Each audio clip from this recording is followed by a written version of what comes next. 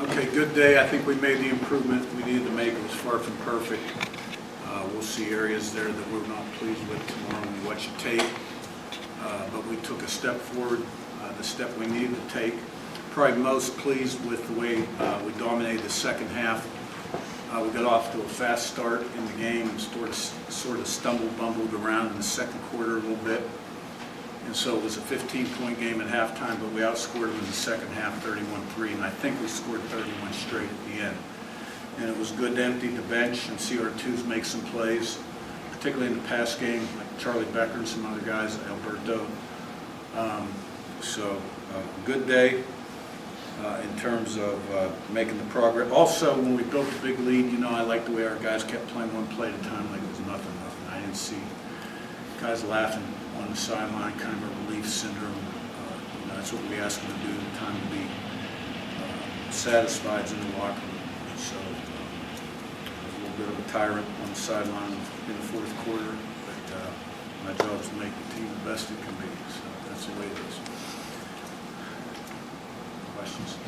After you left in this, You allude to it here, there, Curt, but was that third quarter in particular, I think you scored 21 or 28 straight points in the third quarter. Was that third quarter kind of what, in your mind, this team can look like in terms of offensive efficiency, some of the explosiveness, and then the way that you were, I think, in particular, kind of playing in Kennesaw State's backfield and they had the ball?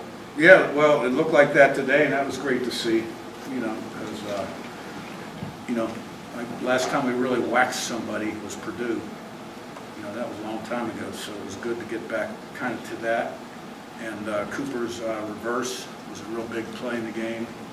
Good, really good run and a lot of good downfield blocking. And you're right, our defense started to penetrate, make plays in their backfield a little bit. And we took it over, and needed to see that from this team because there's a lot of new guys on this team. You know, there were a lot of new guys last year, but a lot of them came with me, and I knew them. And they understood the culture, the standard, the expectation. A lot of the guys that we have there new aren't like Pat Coogan, who came from Notre Dame, a team that went far in the playoffs, championship culture. Some of these guys have come from 500 programs. And, like I said to our coaches this morning, you've got to really coach this team every day right now.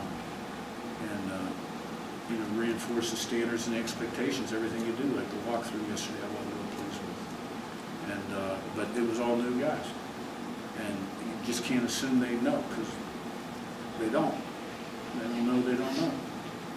And so pleased we took a step forward and get ready for the next one. his time you left in Bradley.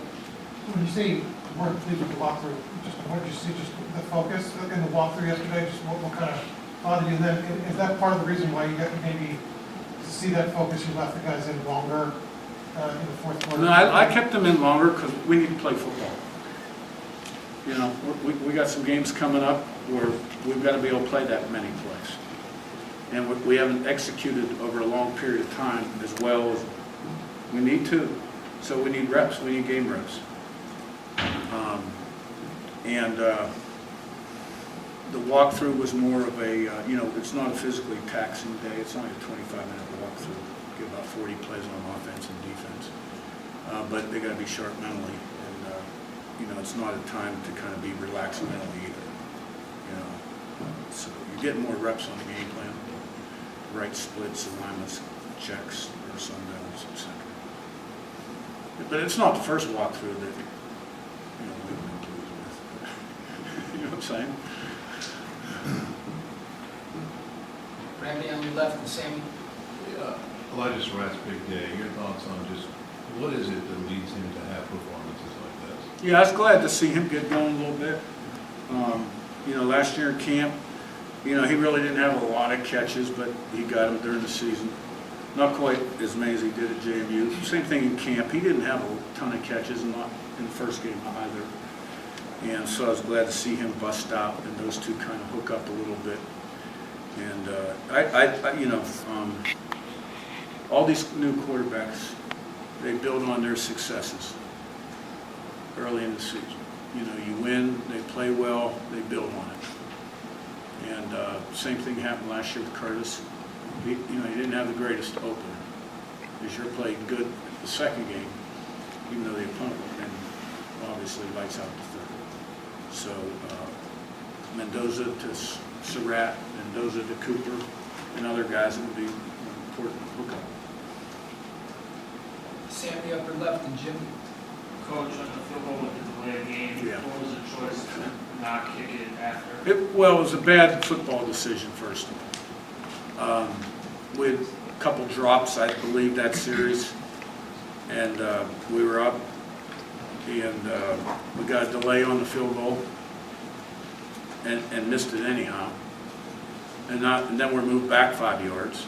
Really didn't want to go for it, but didn't want to have to put Frankie in for the field goal either.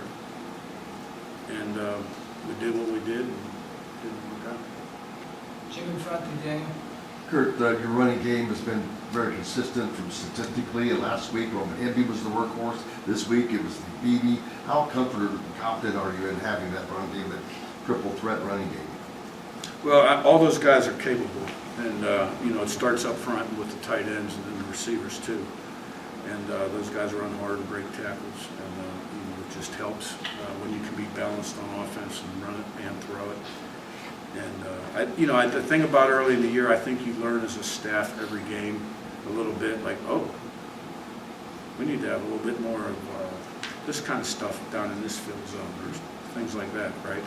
I mean, because you got to have enough diversionary stuff, so to speak. But today it was BB. Hemby still ran well. Kalon Cooper at 75 yards on the reverse. Got to keep him healthy. Right? Got a little more depth at some positions on his team than others. Daniel in front and seven. When you have a sideline that's, not laughing, playing like it's, all tied up late, even when you are up big, how relieving is that for you to see that it's a team that's bought into what you're trying to preach to them? How relieving, you said? Yes. I'm never relieved until I'm going to be relieved when I go out my office and crack a beer. But on the field, I'm never relieved. Because you got to keep the pedal to the metal. You're trying to really teach habits, right? And how you do something is how you do everything. And you're either improving or you're getting worse. So if you're playing to the circumstances of the game, you're getting worse, right? And you got to be able to handle success and failure. And then play the next play at your very best. And those are habits. And you're trying to create those habits. So at the end of the game, I was pleased, yes. But our kids, I think, we have enough guys here that have been here that understand what we want. And that we're not happy with the way they played last week.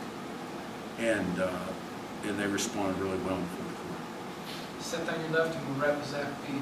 Yeah, Curt, on that, with the way the offense got the job done in the red zone and the way the defense contained the quarterback in the ground game, how pleased were you with the way your team saw what needed to improve from last week and work to address Well, that it? had to happen, and we answered the bell. Because like I said, we were number one in the country in scoring touchdowns in the red area last year. And last week was, it was what it was. So it was good to see that ball get in the end zone. Zach in your right last one. Coach, Kennesaw State had 8 plays of 15 or more yards offensively. What have you seen? What do you chalk some of those chunk plays up to the defense has allowed early this season? Well, when people go real fast like they do, or then they check to put themselves in the best look, and they take those big wide splits, right, and use the field, there's going to be some throwing lanes. You know what I'm saying? And so we'll take a look at the tape. I know they came out in the second half and challenged us down the field a little bit. And I thought we played really well against ODU, aside from 2 plays, and I thought we played, give up 9 points today. All right, thank you.